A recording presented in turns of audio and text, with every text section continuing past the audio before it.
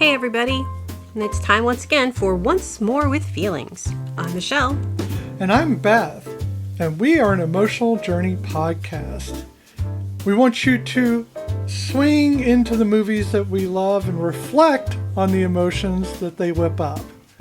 Wow, that was pushing it. I could have said, let's crouch into the emotionals. Because this is a very crouchy driven movie. Pantsless. Pantsless, crouchy movie.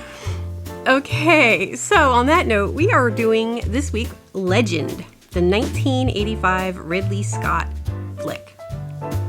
Would you like me to read the wiki? Yes. You want to do that again? Yes. The story is set in a mythical world of unicorns, fairies, goblins, and demons. The plot centers on Jack, a forest-dwelling youth of pure heart who must stop the Lord of Darkness from plunging the world into eternal night by killing the last unicorns and extinguishing the sun. When Princess Lili inadvertently helps the goblins locate the unicorns, chaos ensues, and Jack must embark on a perilous quest to save both the world and Lili. So, in my clue last week, I had said that this movie stars one of my favorite actors and one of my least favorite actors, and that is Are they the same person? Tim Curry. Tim Curry is my most favorite. He is up there with the greats, because there's not much I have ever seen him in that I didn't go, damn, Curry, you know, even on Psych, you know. But I am not a Tom Cruise fan. This is one of 2 approved Tom Cruise movies in the Michelle book of approved Tom Cruise movies. What's your second one? Far and Away with Nicole Kidman. Oh, okay, that makes sense, I guess, for you. Yes. For me, Tom Cruise is approved for certain ones. There are very few. Top Gun is one. Okay. Not the sequels. No. Just Top Gun. That's the one I liked him in. Mm-hmm. And Magnolia. I don't think I've seen either of those movies. Okay, well, that's valid. There's a lot of movies I've not seen, so, I mean, it works out that way. But you have to admit, no matter what you think about this movie, it's not good. Tim Curry ate. Oh, God. He ate that role for lunch, dinner, breakfast the next morning after he had sex with it. Literally, people were saying that it was the best played role in a bad movie. Now, you have to understand, I love this movie. I love it. I know it is not a good movie. But you start with your feels, because then I'm going to get into mine, and mine are a little bit... Okay, very easy for me. Yeah. Legend was boring. When I saw it in 1985, because I saw it when it came out, Yeah. it was boring. Mm-hmm. I went there, saw it, I was like, okay, this sucks. But on the big screen, I was enthralled with the visuals. Mm-hmm. There is nothing like the cinematic sequencing, the stages themselves, the sets, the Beautiful. design, the way they use light, the way they use darkness, the way they use the gothic makeup, the way they use the reds, the vibrant green for the glowy parts, and they did such a good job with that. If the writing and the acting... Mm-hmm. And there's some good actors in this movie. I'm not saying bad actors. I'm saying the acting in accordance with the screenwriting was bad. It was just bad and ham-fisted and very, disjointed, and couldn't tell what was happening. The dubbing was a problem. It was dubbing. I literally, in my notes, I wrote so much dubbing, and I'll explain why. Yeah, we know why. I think everybody knows why. It's 85 now. You know, we've had years to dissect this, but maybe people don't. But I'm not saying you can't go over it. I'm just saying that this is something we all know about. I don't think it's anything on William Hortzberg, whatever his name is, who wrote it. But it's just not a good screenplay. It's just bad. It's not. And so here's the thing. This came out, it was released in 1985 in Europe, and particularly in France. And they got a different cut than what we got in the United Well, States yeah, in there's a 86. European cut, yes. And apparently, even Tom Cruise does not like the American cut. He said that the French cut was better because he's been pretty vocal when people have asked him about it, how he didn't really care about being in the movie. And actually, he said the director's cut is the best, but that's because you're going to get everything. The dubbing in this movie, there's parts.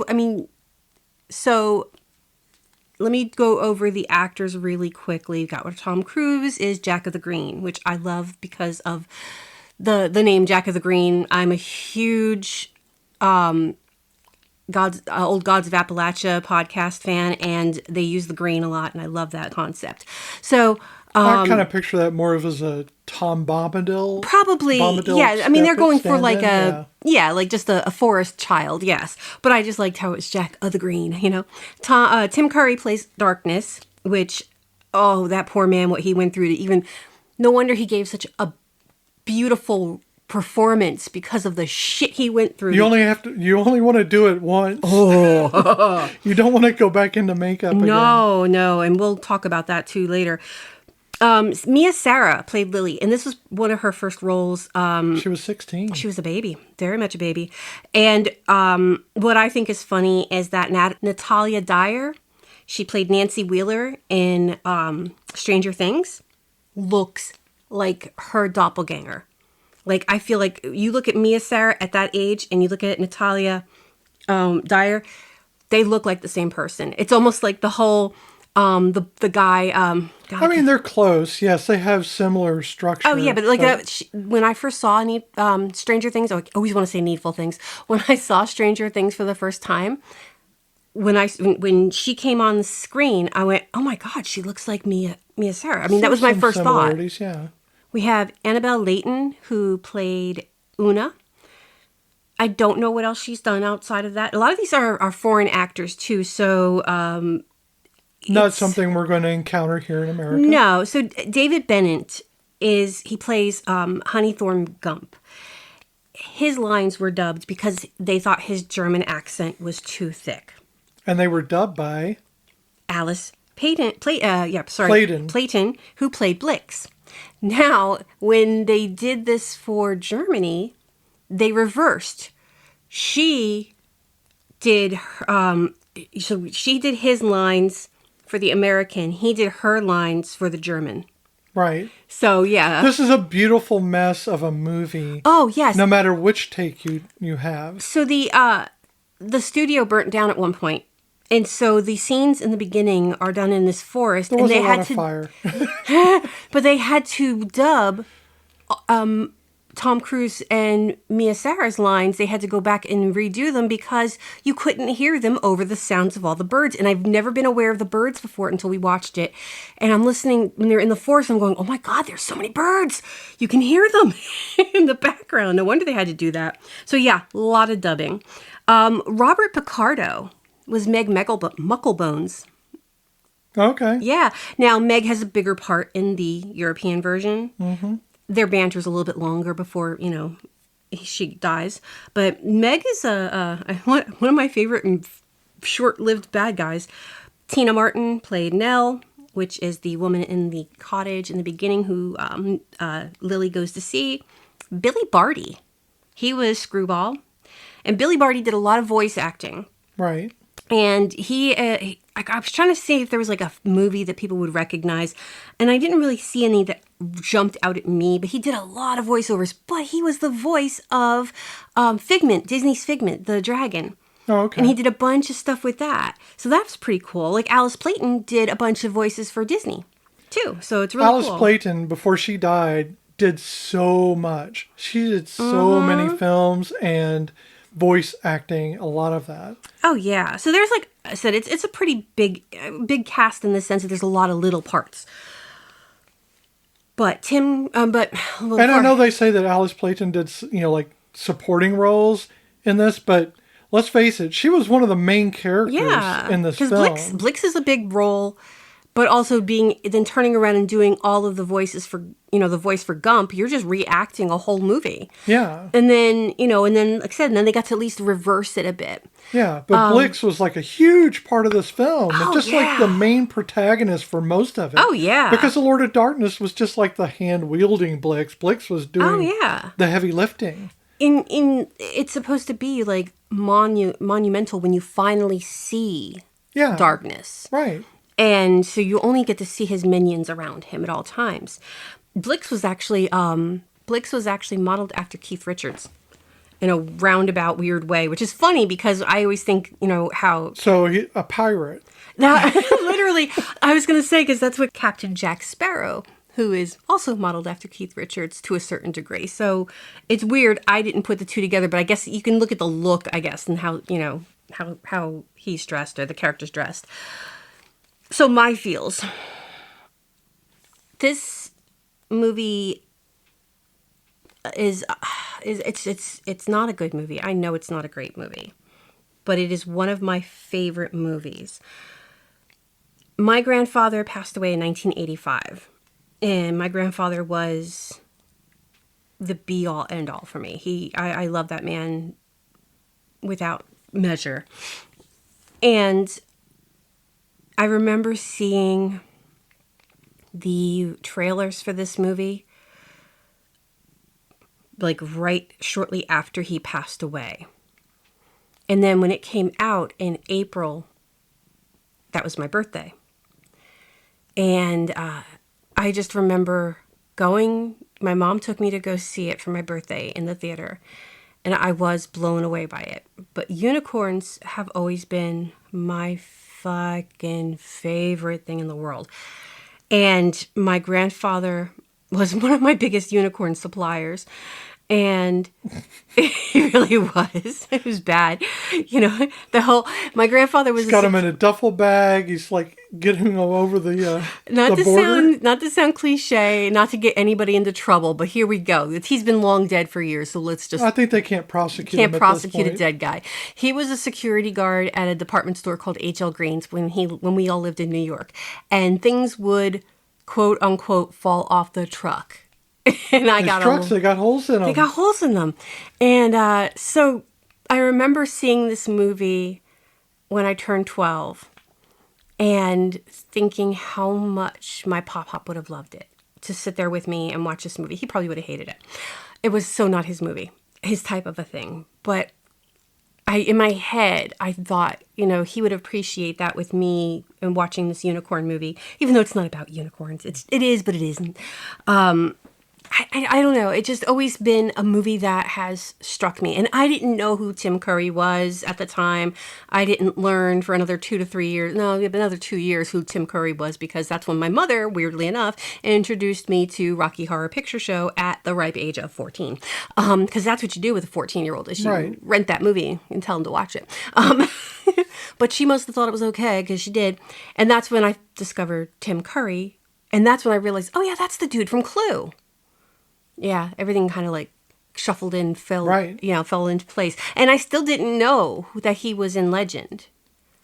It didn't really even dawn on me then because, it's the makeup and the mask and the voice. And I would rewatch it and go, oh my God, because I didn't really pay attention to the actors and the credits and everything. Not back then.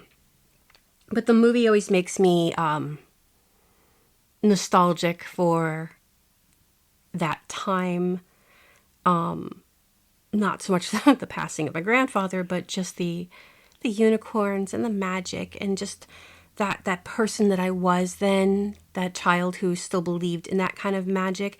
And there's fairies and there's elves, and I loved that world, even though I was scared shitless of darkness.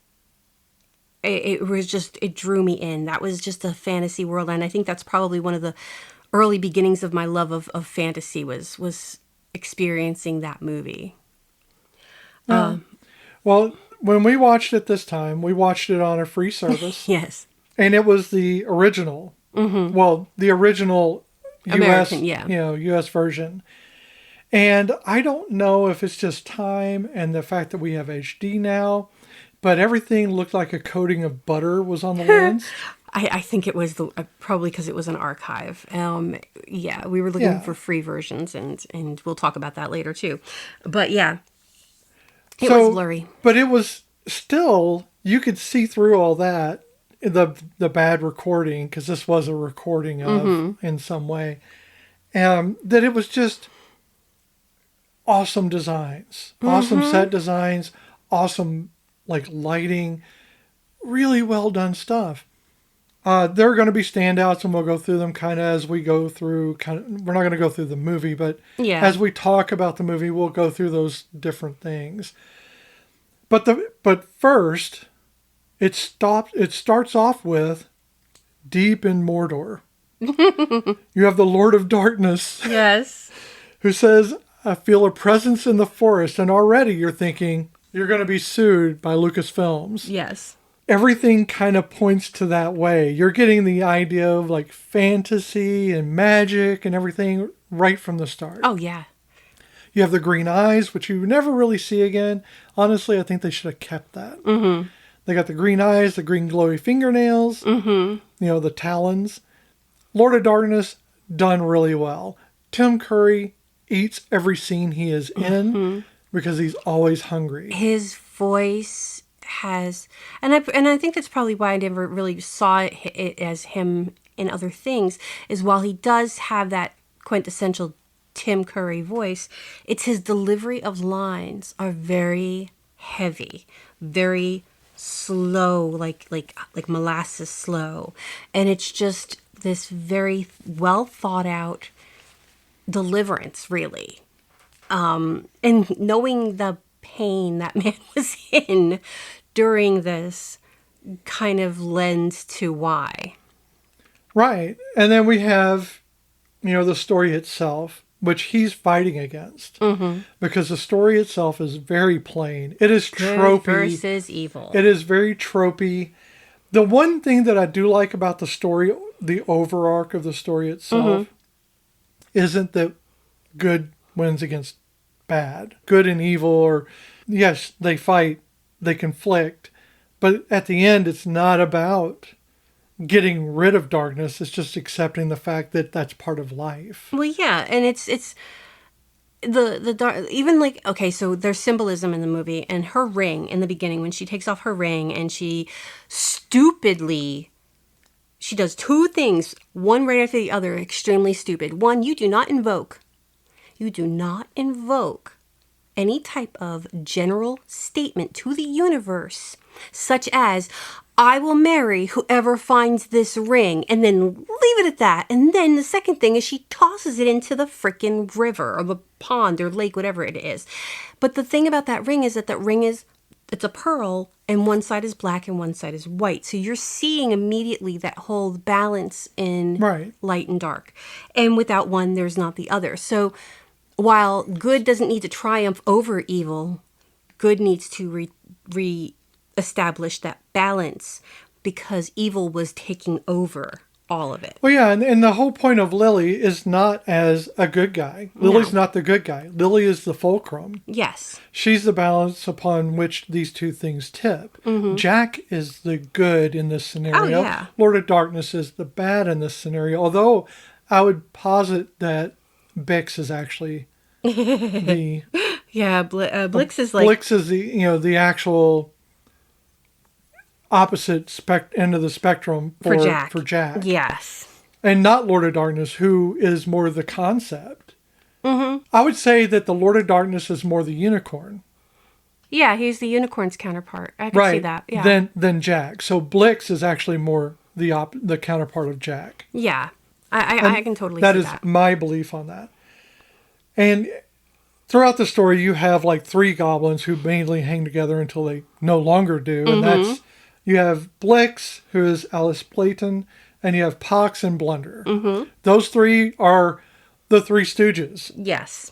For most of the time until like a quarter of the film has gone by before you realize there's even going to be more than that. Yes. And they're fun to watch. They are. That's the most interesting part of the story is watching the goblins. The rhyming and the give and take. It's the occasional rhyming. It's like rhyming when you want it to happen. Because it's not, there's no like reliability. It's not like Blix talks in verse all the time. But when they do, they do. And when you're talking about the set design, you're talking about the things that are happening on the screen, I want to give a special shout out to the bubble machine that worked tirelessly throughout years. It prepared in marathons before this. The bubble machine. All the children's parties. All of the gay dance recitals. Dance recitals. The bubble machine was there, practicing, The rave. saving up. The pool raves. Saving up for this one exact moment in which it would take over the full length of this film. Oh my God. The bubble machine was there. And here I was literally going to say the detail work, like in the cabin in the beginning, in Nell's cabin, the detail work I think was really nice. There were nice little, I don't know, it was authentic. It wasn't just like, that's one thing, even while the dialogue is not enough, like it leaves you wanting. It's stilted, it's broken. But like you were saying, the sets, the visuals are beautiful. Oh, it's like they spent nothing but time on the sets. Yeah, they're stunning. Either they did that, or we're just really bad at seeing what set designs look like, because they're so detailed. They're so oriented very specifically for the film. You have that innocence and evil chasing each other through the clock. Oh, yeah. Okay? I mean, that's an obvious... And that's where it freezes, is with the demon chasing. Right. And that's right there. Well, the goblin, I think, is what it's supposed to represent. Yeah. But you have, that really ham-fisted detail. But there's a lot of little details all throughout just that little The sheen of crystals on Nell's face when she's frozen. Right. It's subtle, but it's there. That's another thing. Glitter Factory. Oh, they have been putting...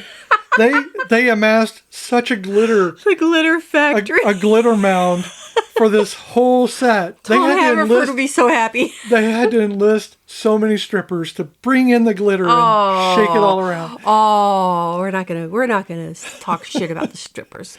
No, we're not talking shit. They did an awesome job. There was glitter everywhere in this film, and I think there's still glitter there today. To this day, I don't know where the set was done. Do you know? Oh shit, somewhere in England, I think. I forgot. That glitter is still there. I didn't write it down, so I immediately forgot. And I'm sure we were going to bring it up.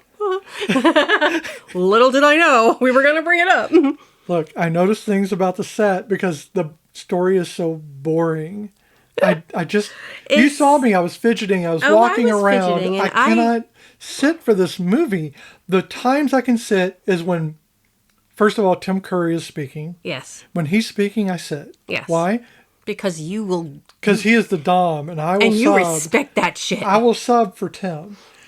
And, there are... you have Mia Sara, who is the dance scene. Oh, yes. The dance of corruption is so well done, and it's so spectacular. It's very simple, but very direct in what it's doing. And she plays it beautifully. It had to have been hard for her as a 16-year-old child to really bring in that depth of emotion. Oh, yeah.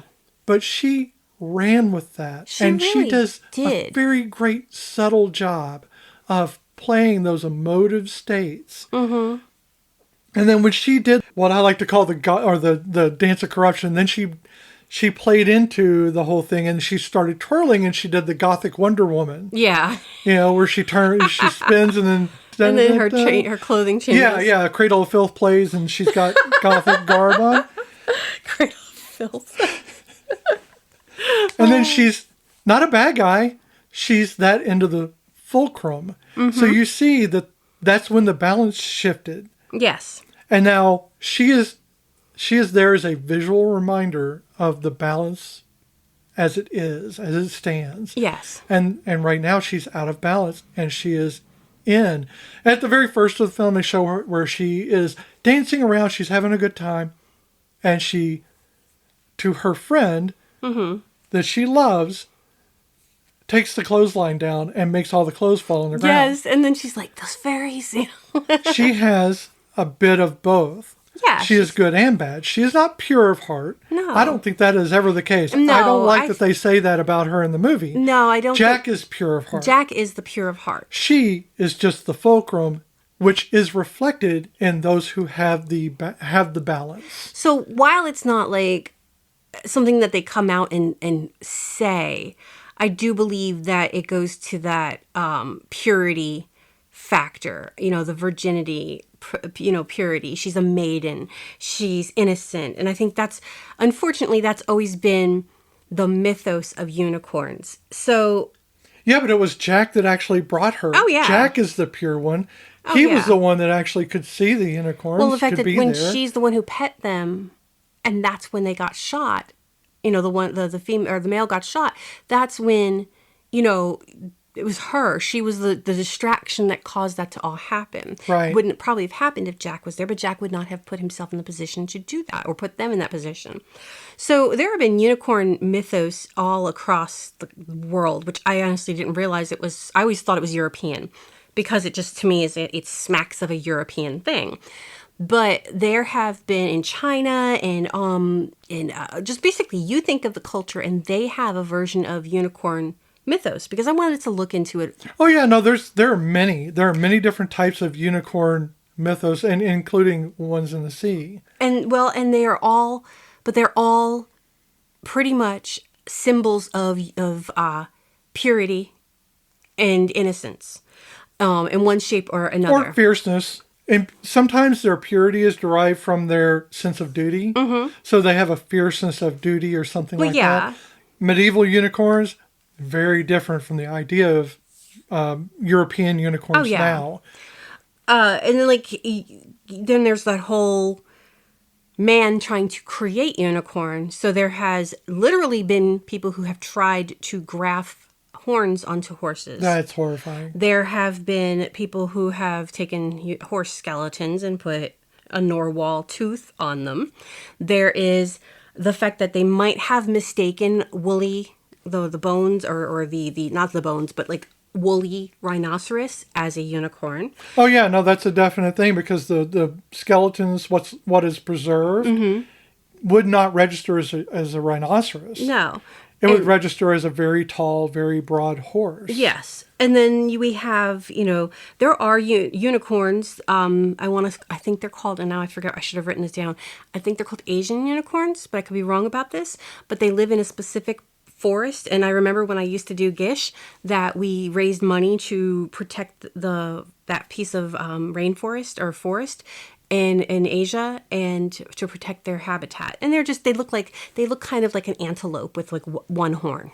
Did I tell you that I have a doctorate in Gishology? I have many. Yeah, but I have one as well. We share a doctorate. So yes, Gish is an old, it's a scavenger hunt that we used to partake in that used to happen yearly. If you don't know, it was fantastic. It was hosted by Misha Collins, the actor, and it was through his Random Acts organization. It was fantastic, but yes. I think in the world as it is now, right now, at this moment, we really could use we need to have Gish back. We really do. I think Misha needs to bring Gish back. So this is my call for you to send a shout out, our listeners to send a shout out to Misha Collins. Yeah. And ask him to bring Gish back. I actually have his number that he uses to contact people. So when he does Gish and when he does he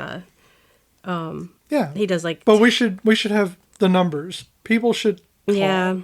Yeah. I miss Gish. We need it. It's been a few years. So let's go ahead and get over this because I don't care for Tom Cruise in a personal way. No. But his acting, you cannot deny the man can do the things he can do. Oh, yeah, he can. I'm not saying he can't act. No, I know I'm that. I'm just saying I don't like him. But let's talk about Tom Cruise and his mighty thews. His thighs? His mighty thews. His thews. His thighs. Yes, because the man has some pretty nice thighs because he didn't wear pants in the whole entire movie. That's right. You did not see any kind of pants. No pantaloons. No breeches. No, a No lot of crotch leggings. shots though, because when he would fight, you would end up like seeing, up his skirt basically, because he was wearing armor that made him look like he was wearing Daddy's big T-shirt. The armor, and everyone should know this if you look up any kind of trivia at all on the internet. But as a kid, I recognize that instantly as bottle caps, as flattened bottle caps, because who as a kid did not flatten bottle caps and then make them into things? So I had already made things with bottle caps using that method. And then when I saw all those scalloped edges, I'm like, those are bottle caps. They just spray painted bottle caps. I thought it was hilarious. That is cool. I mean, it's funny because it is. You don't picture, bottle caps as armor, but I guess it worked for him. Right. For his gold armor. They had to save costs where they could because yeah. Look at the set. Well, because they were afraid Tim Curry was going to sue them. I mean, I would have if I were Tim. I mean, I know you pretty much, when you're an actor, you kind of have to deal with a lot of shit, but so if you're not in the know, Tim Curry had, first the horns were massive. The first set that he couldn't lift them up. They finally, why didn't they do this in the first place, come up with a set that were hollowed out. And then... And a little bit floppy. He would have to sit in a bath every day to dissolve the glue that held the latex, whatever it was, on him. And one time he was getting claustrophobic. And he freaked out and started pulling it off, and he ripped his own skin. That is understandable. They had to take. That was one of the times that they had to take a break in filming, was so he could recover from it. But yeah, I don't know. We're going to sing Tim Curry's praises because I love him so much. He's a fantastic actor. He can run the gamut on just about everything. He is there. He always puts 100% of himself in, even in a TV show like Psych. Yes, and he's just, I've not, like I said, I've never seen him in anything that I didn't go, I love you. You are Tim Curry. I love you. Or just marvel at how fantastic he is in the role that he's playing. Oh my God! And if you think we're bad now, wait till we do Clue. Oh yeah, no, that'll go a little bit crazy. Oh my God! So Tom Cruise as Jack of the Green, or Jack of the Green, I guess, but I like to say Jack O' the Green. Yeah, well, that's how it's written, Jack O' the Green. Oh, okay. Jack O' the Green. I didn't look that up. Yep, I did. He himself, to me, is more of a fae. He's a child of the forest. Because he is a child of the forest, he's more like a doppelganger. I'm talking about the traditional sense in fae mythology, being a doppelganger or a changeling. I was going to say a changeling. That's what I can see him as. Yeah. So, we don't know the backgrounds. We assume Lili is a princess. We don't really 100% They don't go into that. Now, I don't know if that's just because it's the U.S. cut or not, but they don't go into the backstory of anything except that that when she is talking to her friend Nell, at the start, Nell says, that she lets you know that she is the servant. And that she shouldn't be here with the poor people. Yes, and then her response is, no proclamation from any king is going to keep me from the forest today. Right. So we don't really know. We just know that she's definitely of a higher caste system. Right. And she is not a peasant, a peon, whatever you want to call him. So but then you look at him, and like I said, we don't know what his family is like. We don't know where his background is. But he does have that wild child raised in the forest, definitely a ranger, but right. Yeah, but also a little druidish, Yeah, and I think that Jack is like he is the resilience of the film. He is the thing that keeps going. And what's funny is so so after the whole her touching the unicorn and they get the horn and blah blah blah, and Gump appears, Honeythorn Gump, right, and then he's like. Jack is like, the fuck is this? And he goes, a child of the forest not knowing the Gump? And so, the Fae themselves know of Jack, but he doesn't necessarily... It's like, even though that Jack knows that this world exists because he knows of the unicorns, he's not really a part of that magical world until this moment. And even how, at the end, they stay on their side as Jack and Lili leave the forest... They're still, with the unicorns and all the Fae and Una, and it's there's a separation between their worlds. But this is what I was talking about before. Whereas the Lord of Darkness is firmly in that world, Yes. in his section of the world, he brings Lili to that side. Mm-hmm. At the end, you're seeing Jack bringing Lili to that side. Yes. To the side of light. It's just the opposite side. Yeah. So this is not... It is Jack's world because that is Jack's... That's why Jack represents that. Well, that he is the representation of that world. Now Lili is on that side. so we can actually go one step further. So we've got the darkness and the dark world. We have the unicorns and the light world. And then there's Jack's world. So... Oh, yeah, I guess you could say that. So, that he's got more of the balancing and she's part, the fulcrum. so maybe I misjudged that. Well, if she's the fulcrum and Jack is part of that balanced world of light and dark, knowing that both sides exist and knowing that it needs to stay right there in the middle, no one side overpowering the other. That's why they didn't stay with the unicorns and the fairies and the elves. They went off into their own thing, to their own world. So there's that balance in their world. So yeah, you can look at it as that there's three. I mean, and there is. But that would explain why he's the green, because Yeah. we're talking about there is light, which is white. Yes. And you have darkness, which is black, the darkness of the absence of light. Yes. And then you have in the middle, which requires both light and darkness in order to thrive. And there's shadows. And that is the green. Yes. And there's in that forest, there is beams of bright sunlight, but there's also shadows. And Right, because all parts of the forest need both. Light and darkness. Yeah, so I mean, it's visually, again, it's a stunning movie. Well, conceptually, when we're talking about the literal sense of the literal script, the written word is horrifying, but everything else, all the direction they put into it it's one of Ridley Scott's best films. So it's one of his best films. Conceptually, yes. So another character that I think has a lot of fantastic dialogue compared to everybody else would be Miss Una. So Una's a pixie, and she can turn herself into a mode of light. A mode of light, but also a normal size, average sized person. Well, a Tom Cruise sized person. I had to do it. Sick burn. Yeah. Sick burn on Tom Cruise. So, you'll be hearing from his office. Oh, God, probably. So she has some great lines. Now, they're not Shakespearean level of work here, and even Shakespeare was no Shakespeare.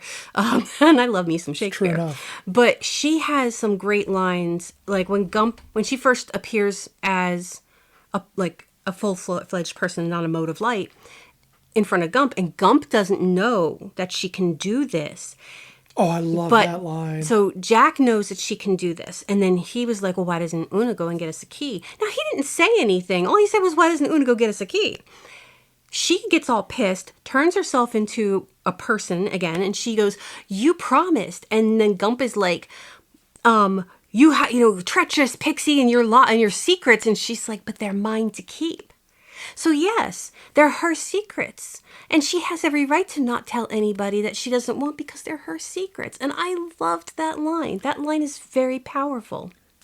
When we have the concepts of light and darkness, there's also another concept that's kind of the underlying concept or the underlying conceptual arc, which would be that of girlhood to womanhood. Mm-hmm.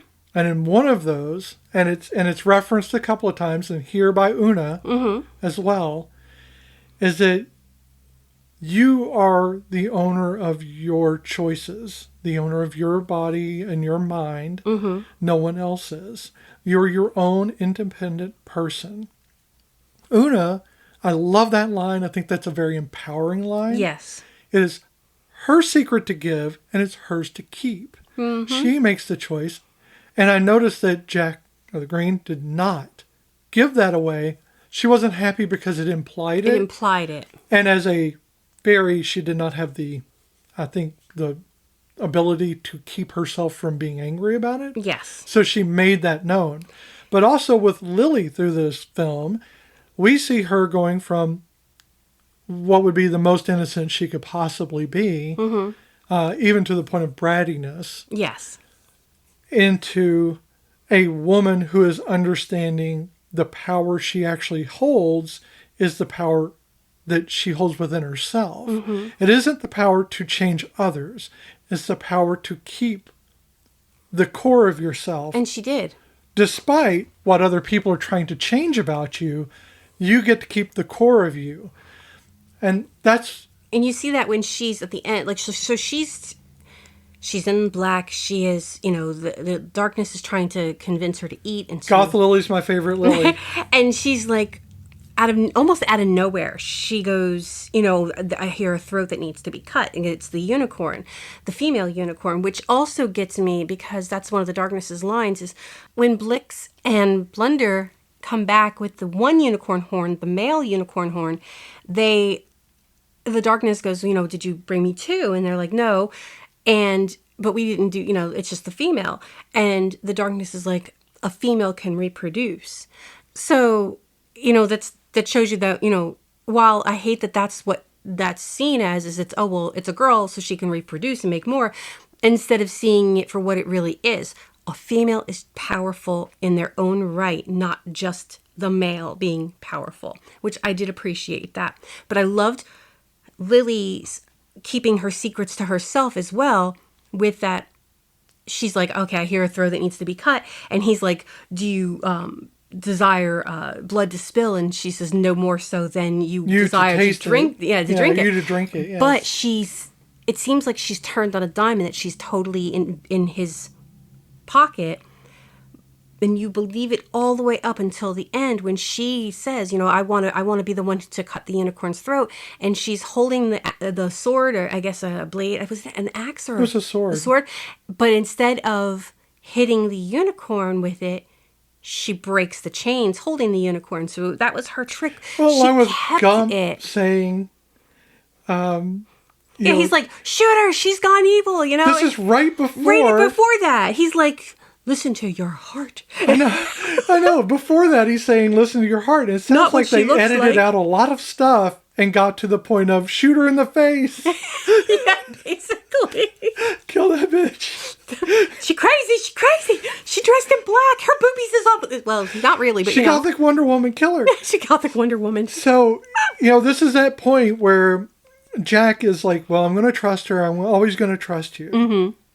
And I'm thinking, why would you do that, Jack? Why would you trust anybody? But I guess he made the right decision. I would not have. I would have made the bad decision. I would not have trusted anybody. I would have shot her in the face like Marvin. Which is horrifying, but I would have. So, I want to talk about the actor who plays Gump for a minute there.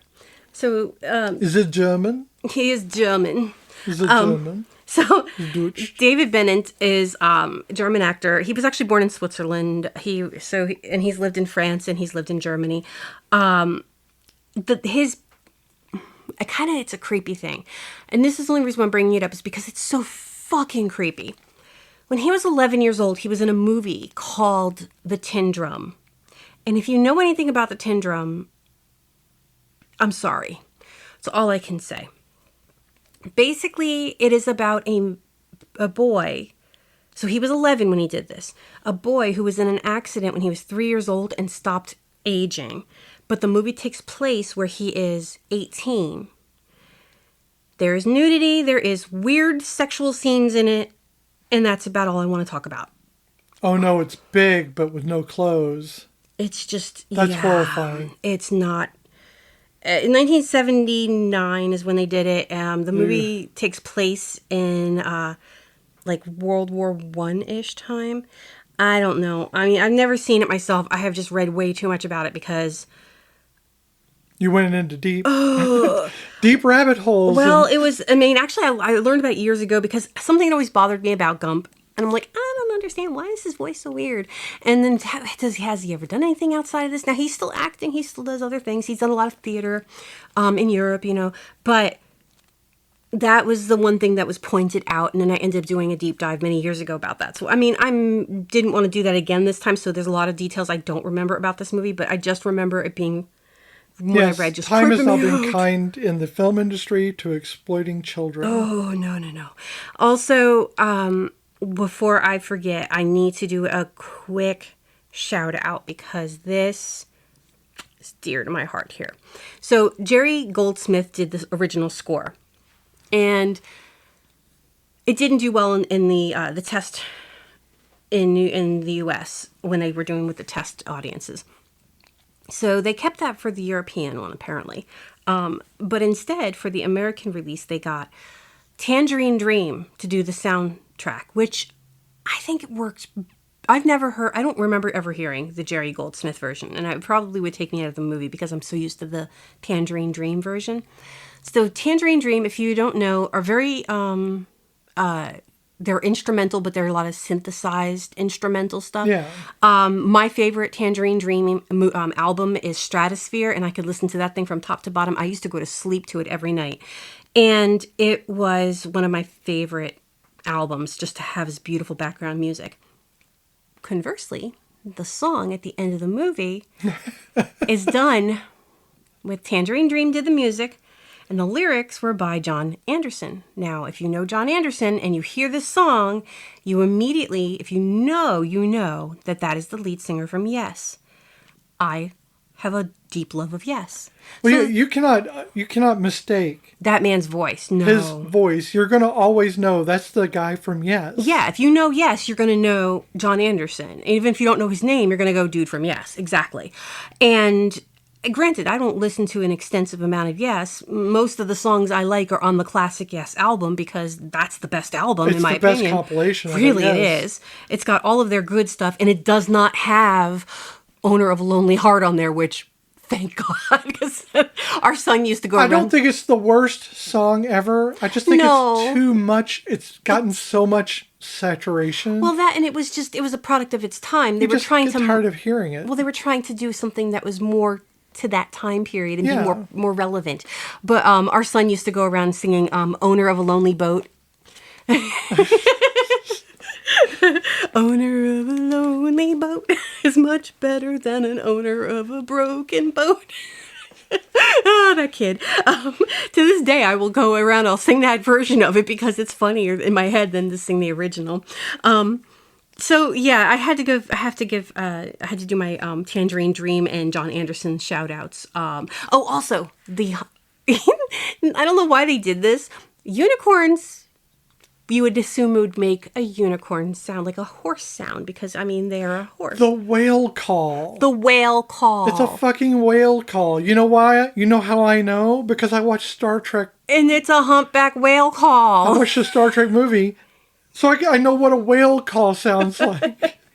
So, yeah, that was just ridiculous. Or anytime you've been on Discovery Channel before, 2000s. Yeah. The mid-2000s. So, but, yeah, I mean, it was so weird to have a whale call. Mm-hmm.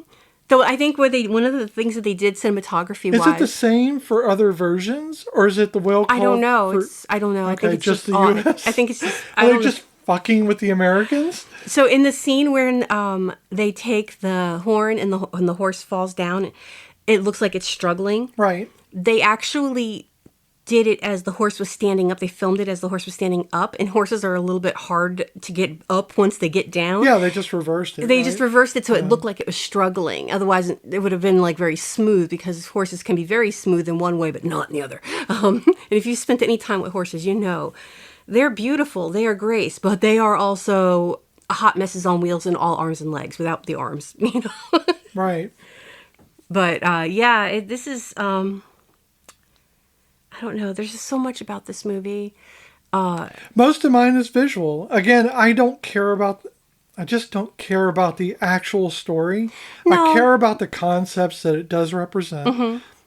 I have actually enjoyed talking about the movie more than I thought I would because I don't enjoy watching it. It's not a movie that... First thing, most people don't even remember this movie. And when they do remember this movie, they remember it in either a fond way or they remember in it, oh, that was that creepy movie with the dude in red, right? Because they don't really remember it. And if they remember it fondly, like me, it's because of they were young when they saw it, and you don't realize how bad something is when you're younger, and then later on you watch it and you're like, holy shit.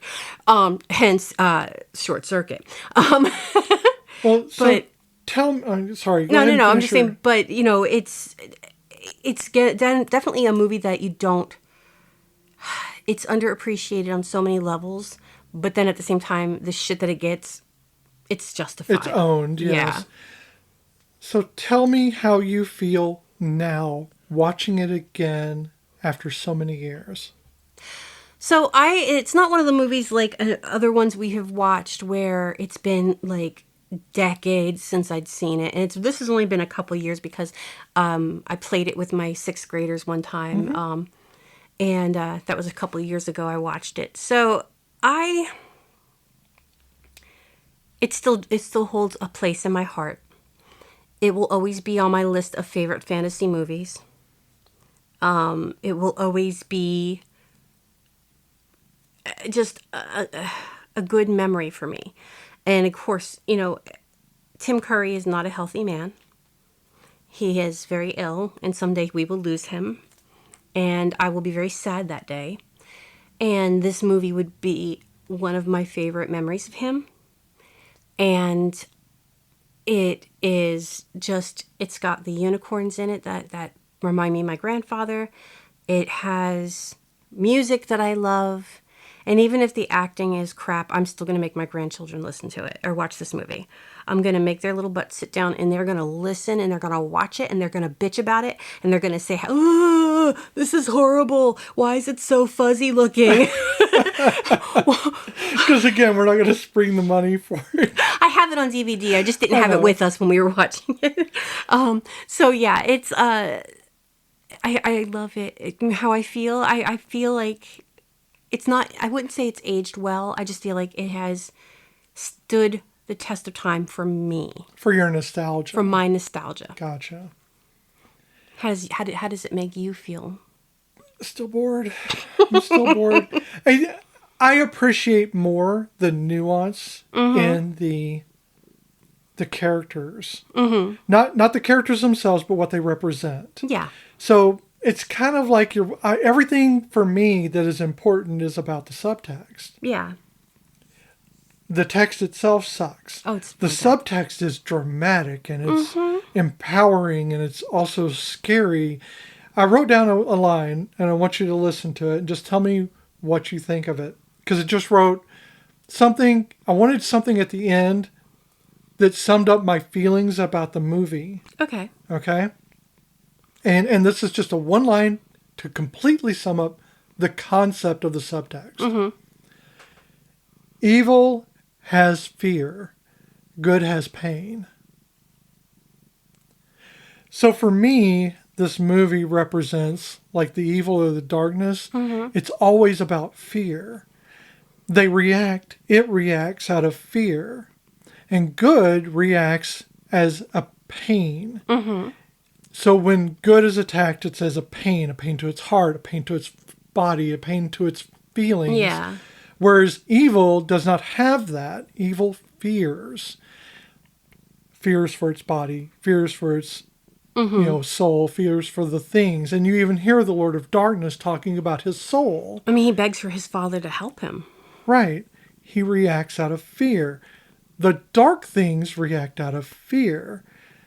So for me, this movie has changed in a way in that I have understood the subtleties of not just the set designs and stuff, because I can see where the seams are. Yeah. They don't matter. The seams don't matter. In fact, the seams kind of make everything look right. There's little details that I love, like when she first is dancing, or she first goes into the room where the dress is, and right before she sees the dress, there's a little imp that looks like a statue, and then it moves in the shadows and watches Fantastic, her. right? I love that. It's like that part of the scenery, which is supposed to be immobile, is moving, and it's because the scenery is watching you back. Yep. And so, again, that subtlety, the things that are happening in the scenes, the things that are happening in the subtext, they move me more than they ever did when I was a child, because I'm seeing the things that I recognize Yeah. as parts of me, as parts of my darkness or my light or my innocence or my fear. Mm-hmm. And I see those reflected back in the movie. The dancing, the dance of corruption is what I'm calling Yeah. it. It moved me. It was hauntingly beautiful to me. Yeah. And, you know, even the gothic Wonder Woman part where she twirls, it's the transformation, but it's not a transformation of lightness or of being. It's a transformation of fear.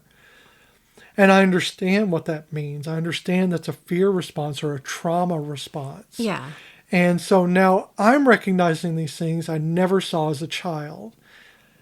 Well, yeah, because So- even when she changes, she's still, you can see it in her eyes. Right. She's scared. She's scared of what she is becoming. She's scared of what she's seeing. She's scared of the thing before her. She's Yeah. scared of the things around her. But then she starts to realize that the only way to go out is to go through. Right.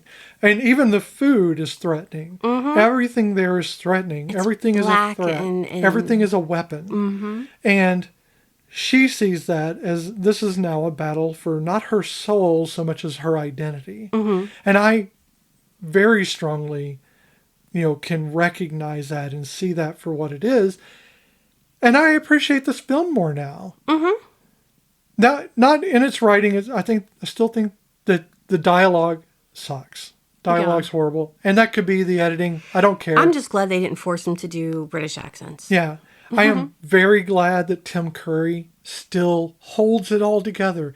Every time he speaks, it is like a refreshing oasis in a dialogue hell. So we use a word often, gravitas. He has that Yes. gravitas. But what I hear is that honeyed voice, that deep, that timbre of... He's the British foghorn leghorn. He really does. He really has that eloquence of speech, that eloquence of movement, of dialogue, in which he can actually... The way that she dances, the way that he speaks. He speaks in light and hard steps. And each one of those steps becomes a dance. Tim Curry speaks like a waltz. Yes. And you feel that every time he is in these scenes, you feel that, and it draws you in. So it's funny. It was explained to me many, many, many years ago when I did theater that some people have a natural tendency to have iambic pentameter in their speech. And it's the flow of the way Shakespeare wrote. It's that up and down, up and down. And when you deliver Shakespearean lines, there's this whole up and down you do. And Tim Curry has that. He has whether it's something he's learned in his, education and, developed on his own. Yeah. But he does have that iambic pentameter, that pendulum way of speaking, that up and down, that just, it's very rhythmic, but yet at the same time, it's especially because in this role, and I feel like he uses it in other roles too, because we'll go back to thinking about Clue, how fast he speaks in Clue. I speak fast.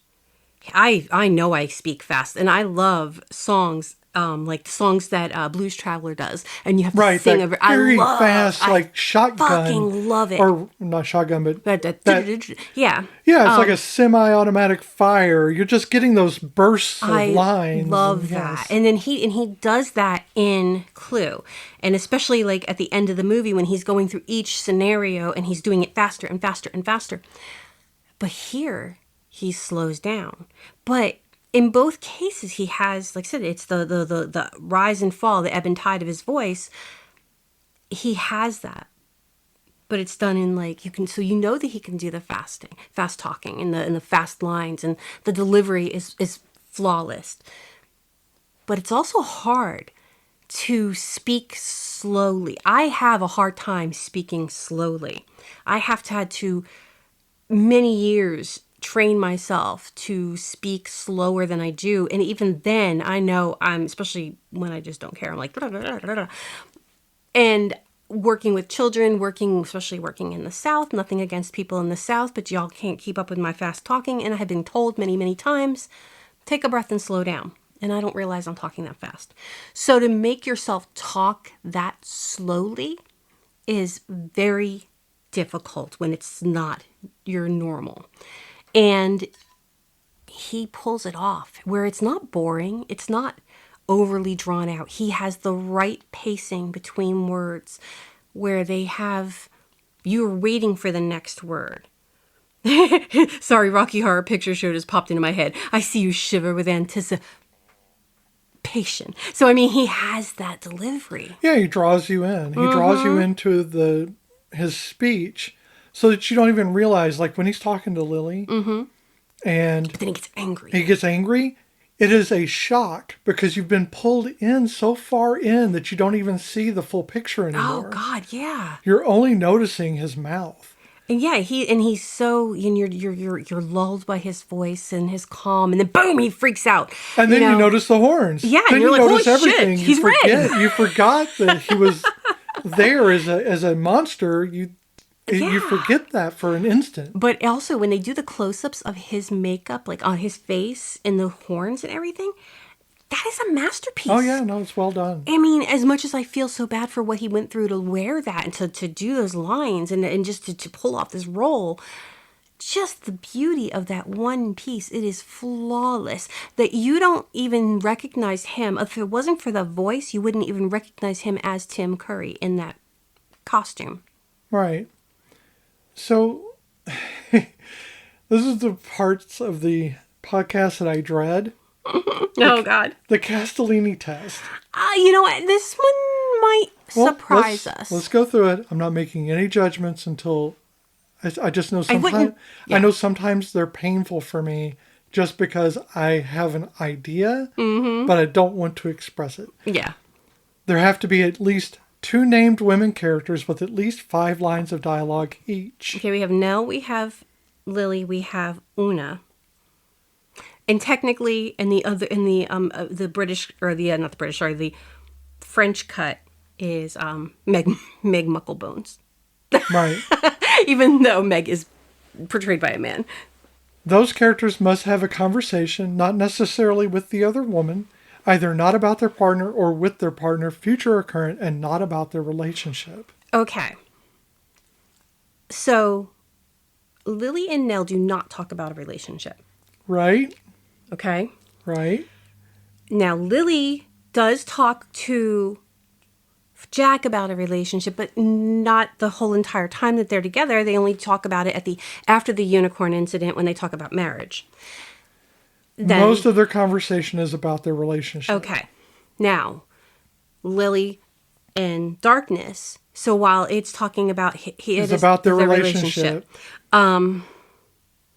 Una does not talk about a relationship except for one little scene when she wants him to kiss her, but it's not because of a relationship. She just wants him to kiss her. She wants to be paid because she's a fairy. Yes, and she wants to be kissed like she matters. Right. And not like a little like that, like what he did. And she wanted to be she wanted to be paid. Yes. She's a fairy. Yes, but I mean, like her complaint was that do I not deserve? You know, yes. do I not? And she absolutely did. But she didn't want a relationship with him. Right. She just wanted the kiss.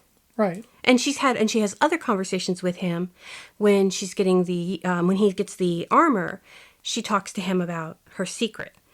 Yeah, it's just important to know that Lili talks about her relationship with either Jack or Lord of Darkness. Those are all about relationship. Yes. Not once did they talk outside of the relationship. And then you have her speech, when she talks to Nell, and when she talks to anyone else, it's not about relationship. Yes. So you have that. Very few instances. So she has both. But like I said, I think with Lili... Still passes. I'm just saying, it's important to note that this is all about relationships. Lili is the fulcrum, so it's going to almost always be about and then it's also relationships. a relationship between good, right, darkness and light, too. Conceptually, yes. At least one of the women has to be integral to the plot, meaning that if she were written out of the film, it could not reach the same ending. Well, I mean, if Lili wasn't there, she wouldn't have pet the unicorn, and then the unicorn would not have been captured. And yeah, That's it. So she's basically... Now, would I consider this a feminist movie? No. While it does pass the Castellini, I still wouldn't consider it a feminist. I don't think the test, and Brie has even said this, that it's not about that necessarily. This is about more, does it even exist in the film? I mean, true. So this does have that, it does have some females. Could it have more? Yes. Here's my thing. Do women have onus in the film? Yes. In this, some women do have that ownership. They have agency. Yeah. Lili has agency. In fact, the two men in the film spend their entire time in the film trying to change her mind because she does have agency. I mean, in reality, if he hadn't been there, if Jack hadn't come to her rescue, I'm pretty sure she would have gotten out on her own in some way, shape, or form. She might have gotten hurt more so than she did, but I think she probably would have done a bit more damage. Yeah, but without her, the film wouldn't even happen. No. So I think that we can say that, yes, this does pass the Castellini test. Yes. More importantly, it's not about so much being a feminist film, so much as the women in the film have agency. Mm-hmm. Una had agency. Una has tons of agency. Right. And no one is forced to do anything in this film that they can't get themselves out of. Oh, yeah. Because even Screwball, he volunteers to climb up the chimney because he's the littlest. And they're like, well, I hope I'm not going to regret this. And he was very proud of himself. And he even had a little bit of regrets. But he was proud of himself that he stood up instead of constantly hiding, because that was his motive, is to hide. So here's a little thing to think about. Without Una in the film, darkness would not have lost. No, because Una wouldn't. Because then Screwball wouldn't have gotten. He passed out once he got to the top of the chimney, and so he didn't get the mirror set up for the sun. That was Una. Yeah, Una did that. So yeah, no, Una would have. If without Una, the movie would have not happened, and the darkness would have won. Yeah. Oh wow. So if you would like to see this movie on your own, you can rent it on Amazon Prime, YouTube, Google Play, Apple TV, and Fandango, usual suspects, about $3.79 to $3.99. Or, as we have discovered, the Internet Archive, which is free. So, when in doubt, and if you don't mind that it's a little blurry, you can always watch it on the Internet Archive. Thank you for sharing this emotional journey with us. This has been Once More with Feelings with Beth and Michelle. You can find us wherever you listen to podcasts. Be sure to follow us on Instagram and Blue Sky at OMWFPod. Visit our page at oncemorewithfeelings.podbean.com or send us an email at omwfpod@gmail.com. Take a moment to subscribe and rate us on iTunes and wherever you listen to our podcasts. They shot me in the brain pan. Is that how you want to go out? Really? They shot me in the brain pan. Okay, I guess we're doing this. I'm leaving it in. This is on you. Okay. It's what you're going to be known for. That and Tom Cruise's Mighty Thews. The Thews.